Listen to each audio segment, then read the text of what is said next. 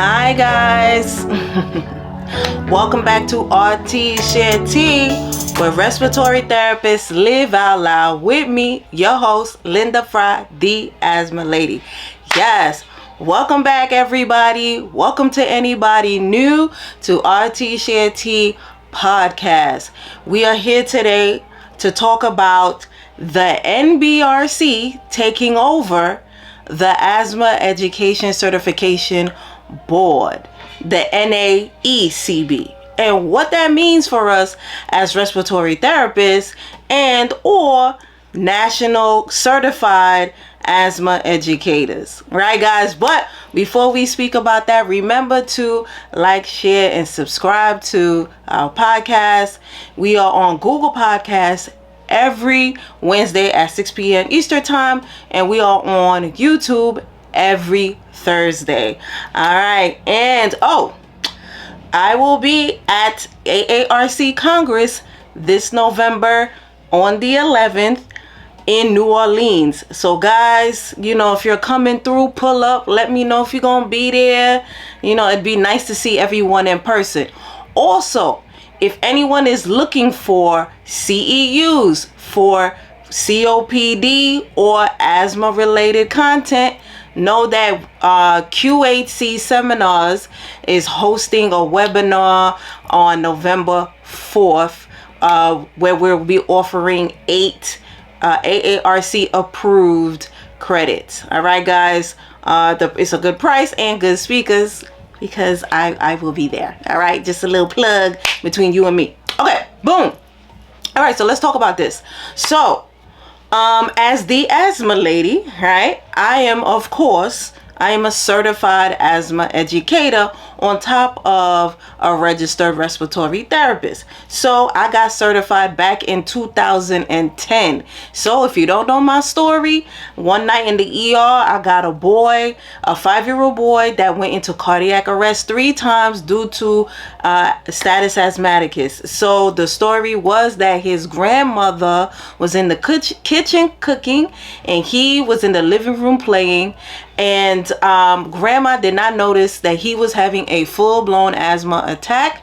He turned completely blue. She tried to give him the pump. It did not work, right? By the time I got him, he was in bad shape. And when I put him on the vent, I caught eye contact with grandma and I felt her heart break in half. And I knew that night he was not going to make it throughout the shift, and he didn't. All right, guys. So it was the first shift that I cried after work, and strangely, it was not for the boy. It was for the grandmother, because I knew for the rest of her life, she would have to live with the fact that her grandson died in her care. And I said to myself, I never want this to happen again, ever, to anybody else. So I went to go get certified as an asthma educator, and I've been doing this ever since. So now that the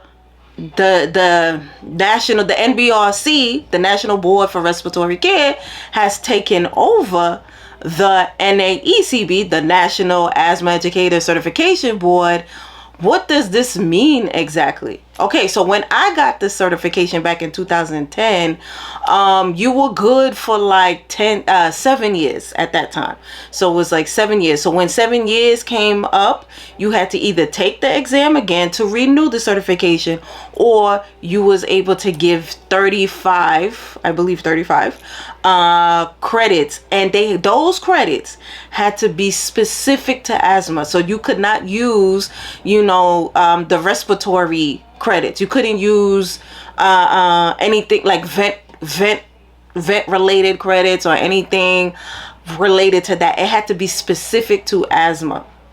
So it was kind of like weird, because you had to look for credits or seminars or whatever that only geared towards asthma, which may or may not have been AARC approved, because they just didn't, go hand in hand.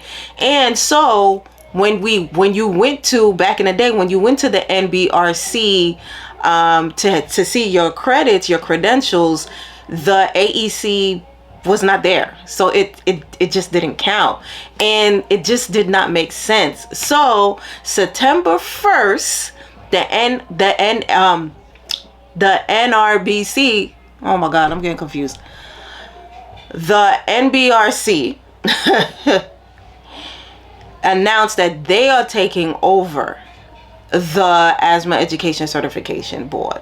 So, which made so much sense because respiratory therapists make a large portion of who is accredited with that, right? So it was between nursing and respiratory.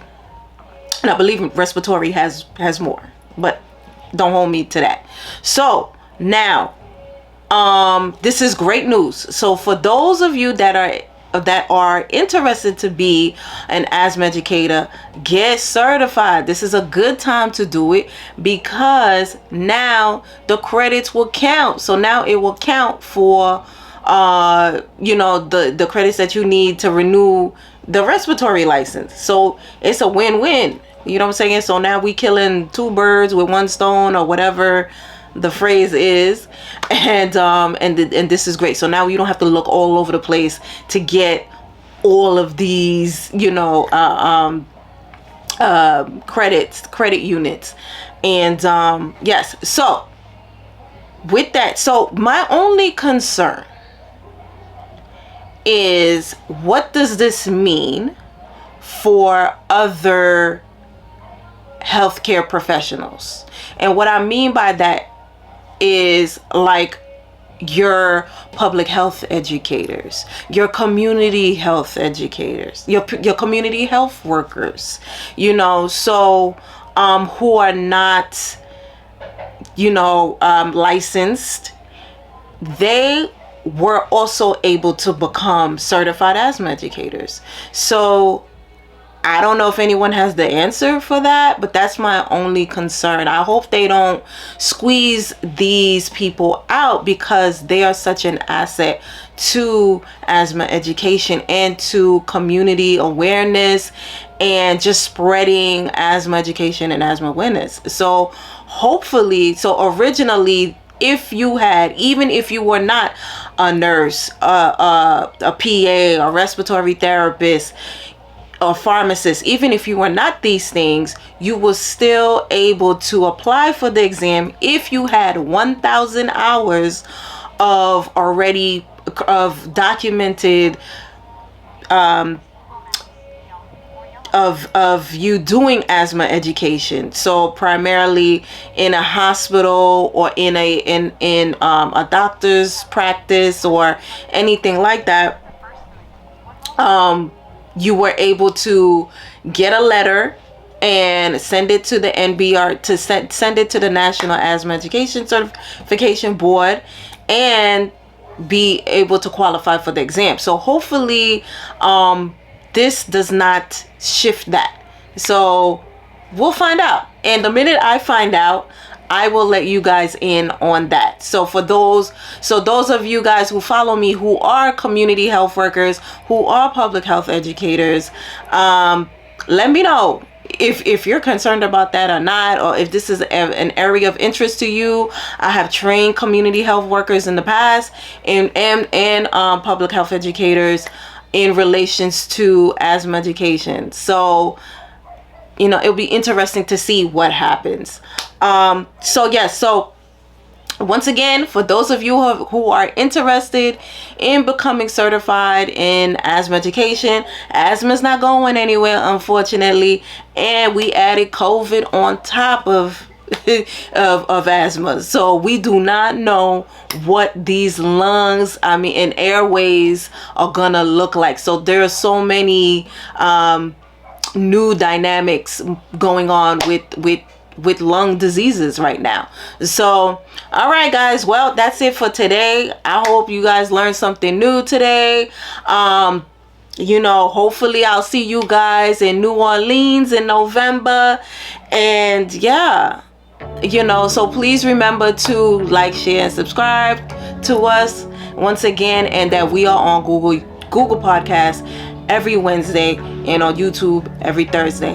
All right guys, remember to invest in yourself and to only compete with yesterday's version of you. All right, guys. Bye.